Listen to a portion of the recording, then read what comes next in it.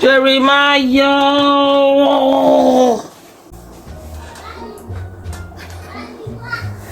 It pushed the tripod. Which, why you want to start all over?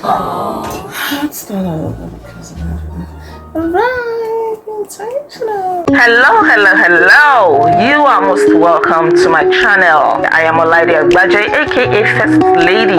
On this channel, I share inspirational, motivational, and educational content. I also share tips on intentional living. Kindly subscribe to my channel. Please like my videos, comment on them, and do well to share them. In this video, I want to share one big reason why you do not get that thing that you so desire. There is something that your heart is longing after. You really want it. This is one possible reason why you do not get it.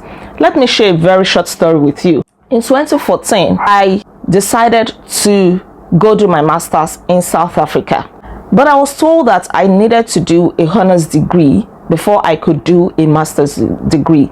A honors degree in South Africa bridges the gap between a first degree and a master's degree. Apart from that, if you want to study in South Africa, you have to evaluate your certificate, your foreign certificate, be it from Nigeria or anywhere. They evaluate it to be sure that it is at par with the South African standard. And so my certificate was evaluated, and I was told that I had to do a honors degree before I could get on a master's degree program. And I said, no problem. Okay, I got on a honors degree with the hope that when I'm done with it after 1 year, I could proceed to do my master's degree. And so when the honors degree was coming to an end, I applied for a master's degree.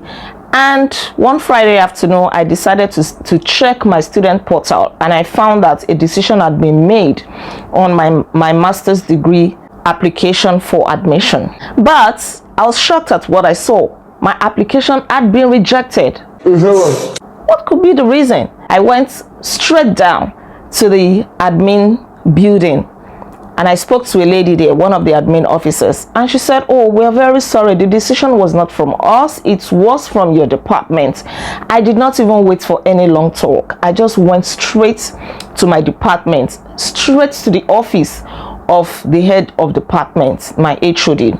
I saw the secretary, and I was granted access to see the HOD. And I told him, I said, sir, I am so surprised that my application for admission was rejected. Please, sir, do something about it. I came all the way from Nigeria to do my master's degree, not even a honors degree. And now this application was being rejected. Sir, please do something about it. I remember that was what I kept saying. And I remember the HOD saying the supervisors that we have in the department are not enough to cater to all the qualified students that applied for admission. He couldn't give me any concrete answer. He found a way to dismiss me, but I did not rest. Once I left his office, I wrote an email to the dean of the faculty. I copied the HOD as well. And mind you, there was a lecturer in the department that I had spoken to before I even applied, and she had agreed to supervise me. So I was even surprised that my application was rejected in the first place due to lack of supervision capacity. That's suspicious. That weekend, I did not rest. I prayed and prayed and prayed about it, that God would come to my aid, that God would help me, because I know that God is my helper. On Monday morning, the following week, I received a call from the secretary of the HOD that the HOD would like to see me in his office. So I went in to his office. He offered me a seat and was like, hey, you, why won't you take no for an answer? I said, oh yeah, you speak out. Well, taking no for an answer is not in my dictionary, sir. Well, he said, but you can wait for 1 year. We'll put you on the waiting list, and while you're waiting, you can be going to the library to read, to gather resources in preparation for a master's degree. I said, sir, I do not even have 1 year to spare. And he said, well, we discussed your case, and I am happy to let you know that you have been granted an admission for the master's degree program. Woo, fantastic. She's an icon, she's a legend, and she is the moment.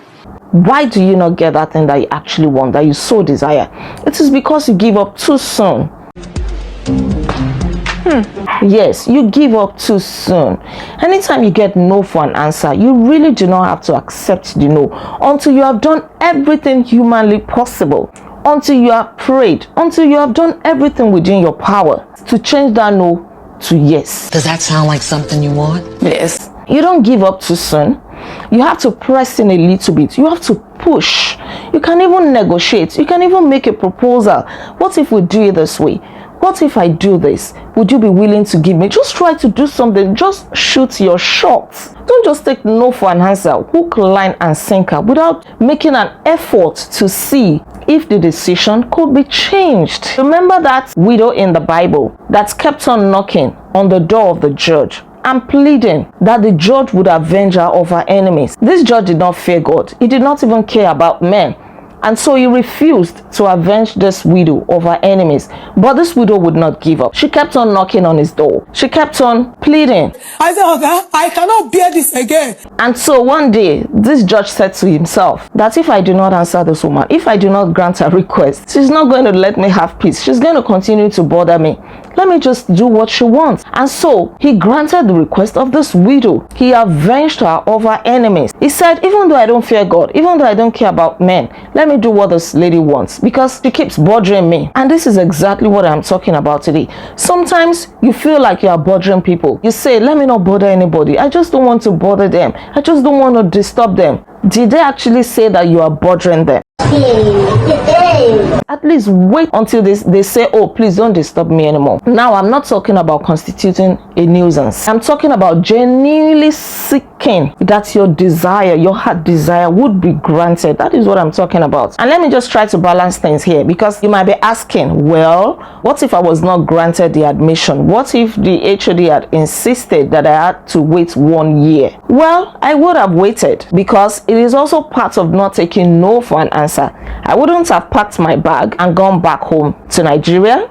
I wouldn't have done that. I would have waited, and I'm sure that I would have made the best use of the 1 year, because guess what? There were some of my classmates whose applications were also rejected, and up till I speak, they had not done a master's degree. They did not even bother to do it. They were discouraged and they gave up. I exercised faith. I did everything within my capacity. I didn't just accept it like that. So my charge to you in this video is not to give up too soon. Don't accept your fate, so to speak. Push a little bit, press in a little harder, be dogged, be resilient. It is better than not trying at all. Even if you try, just like the Bible says that having done all to stand, stand thereof.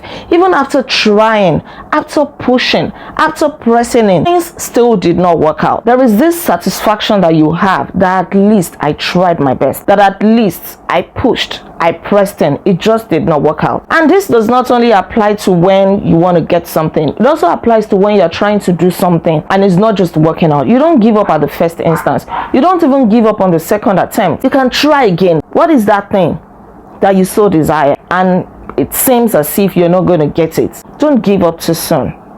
You can try again. You can push for it. You can press in, apply faith, pray to God to help you, and do everything within your power to see that you get it. Thank you very much for watching. I'll see you in my next video. Until then, be intentional. Bye.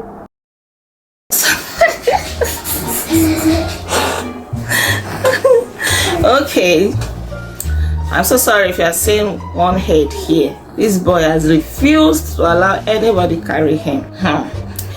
But I have to do what I have to do. Come and feature in my video. See, saying hello. Hello. So you also like the camera like this. Welcome to my channel. Yes, welcome to my channel. Welcome to my channel. My name is Jeremiah. I'm here to laugh for you. Laugh for you. Love for you. I am 6 months old.